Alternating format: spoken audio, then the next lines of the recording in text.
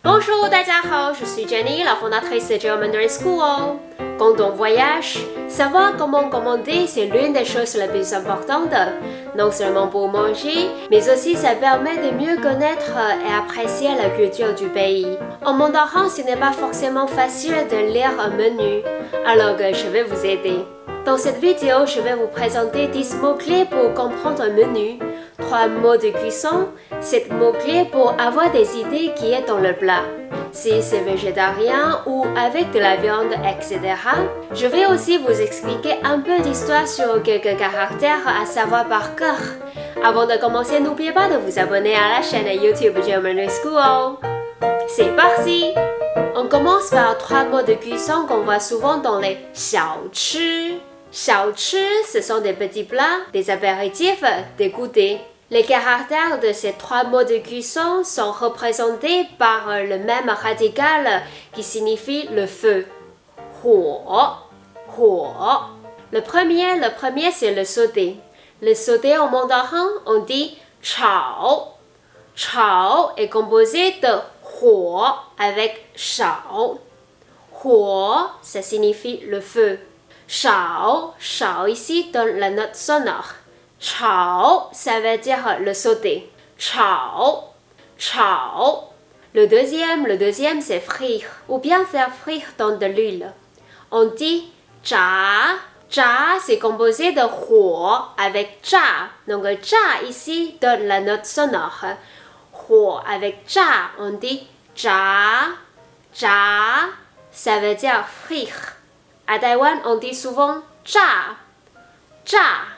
Le troisième c'est rôtir ou bien crier. Rôtir, en mandarin, on dit 烤. 烤. 烤, c'est composé de 火 avec 烤. 烤 ici aussi donne la note sonore. Donc 烤. 烤, ça veut dire rôtir ou bien crier. Ensuite, on va voir 4 sortes de viande qu'on voit souvent dans les repas chinois. Ce sont ji. Ji au sens littéral, c'est coq. Mais dans le repas, ça veut dire poulet. Ji, ça s'écrit comme ça. C'est composé de shi avec zhui. Zhui, ce radical signifie oiseau à queue courte. Donc, ji. Ji, ça veut dire poulet. Le caractère suivant est très important parce que la viande est utilisée dans beaucoup de plats chinois et taïwanais. C'est zhu.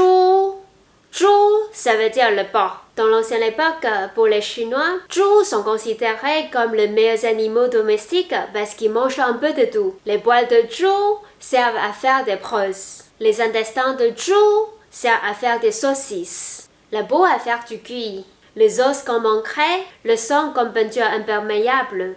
Donc, zhu est très important. Zhu est utilisé dans beaucoup de plats chinois et taïwanais. Zhu, ce caractère est composé de shi avec zhe. Si on voit shi dans l'autre sens, ce radical c'est un peu comme un zhu. Donc, zhu, c'est porc. Ensuite, c'est poisson. Poisson en mandarin c'est yu. Comme vous pouvez voir, le caractère est comme un yu. Si vous voyez des caractères qui ont ce radical, normalement c'est une sorte de poisson. Par exemple, qing yu, wei yu,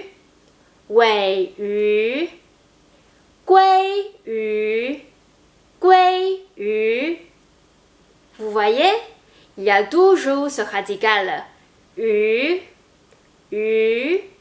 Dernier type de viande que je vais vous présenter aujourd'hui, c'est le bœuf. Le bœuf en mandarin, on dit 牛. De nombre de Taïwanais ne mangent pas de 牛. Une raison est que dans la société agricole traditionnelle, 牛 aide à labourer les champs. Dans les religions, le bouddhisme par exemple, la vache symbolise la terre. Par conséquent, on trouve assez peu de plats avec 牛 dans la cuisine traditionnelle chinoise ou taïwanaise.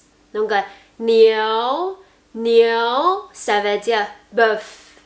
Enfin, si vous ne mangez pas de viande, il faut absolument connaître ce caractère végétarien. Végétarien en mandarin, on dit su. sous. Ce caractère au sens littéral, c'est légumes. Dans le menu, ça veut dire végétarien. Si vous voyez ce caractère dans le menu ou devant le nom du repas, c'est qu'il n'y a pas de viande dans ce plat. Parfois, on peut lire Dan nai su. Dan nai su. Au sens littéral, c'est œuf, lait, végétarien. Donc, ce plat va avoir du lait ou de l'œuf. Sinon, sous tout seul, ça veut dire qu'il y a un peu de légumes. Donc, si vous voyez sous dans le menu, ça veut dire c'est végétarien. Deux derniers mots-clés importants d'apprendre, ce sont les deux aliments de base de la cuisine chinoise, le riz et le nouilles. Le riz en mandarin, on dit fan. Fan. Fan, c'est composé de shi avec fan. Shi représente un récipient avec un pied et un couvercle. Fan donne la note sonore. Donc, fan, ça veut dire le riz. Le dernier, c'est mian. Mian, ça veut dire les nouilles. Mian, c'est composé de mai avec mian. Mai, ce radical signifie blé. Comme la farine est faite de blé. Donc, ici, on prend le radical blé. Et mian dans la note sonore. Donc, mian, ça veut dire les nouilles. Mian. Avec ces quelques mots de base, vous pourrez déjà mieux comprendre un menu. Par exemple, ici c'est un menu à lire de haut en bas pour acheter une bian dang. Et dans ce menu, on voit le mot-clé su. Est-ce que vous vous souvenez? Su, ça veut dire végétarien. Mais aussi quelques caractères, par exemple, zhou, ça veut dire porc. Et niao, c'est bœuf. Yu, est-ce que vous vous souvenez? Yu, ça veut dire poisson. Donc, avec ces 10 caractères, vous connaissez déjà mieux ce menu. Voilà donc 10 mots de base pour comprendre un peu mieux un menu en chinois mandarin.